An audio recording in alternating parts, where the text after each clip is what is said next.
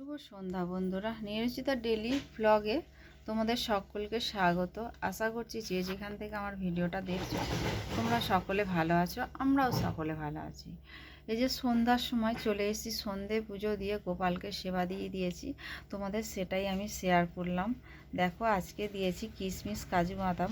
আমি এমনি কিশমিশ কাজু বাদামটাই দিই বেশিরভাগ সময়, আর অন্য কিছু দিই যখন থাকে, যেরকম যা থাকে আমার ঘরে আমি তাই দেওয়ার চেষ্টা করি। গপুকে সেবা দিই, গপুকে সাজাতে সেবা দিতে, মানে গপুকে আমার খুব আমার খুবই ভালো লাগে। আর আমার গপুকে কেমন দেখতে লাগছে দেখো তোমরা বন্ধুরা, তোমরা বলো। আর গপু না এক কানে বসে পড়ে, কানের পড়ে গেছে বলতে কি জামার সঙ্গে কোথায় ঢুকে গেছে খুঁজে পাচ্ছি না, ওই জন্য এক কানেই পড়া আছে। আমি আবার যেদিন স্নান করাবো সেদিন আমি রোজ স্নান করাতে পারি না গপুকে আমি রোজ স্নান করাতে পারি না, কারণ আমার জায়গা শর্ট, তোমরা বুঝতেই পারছো।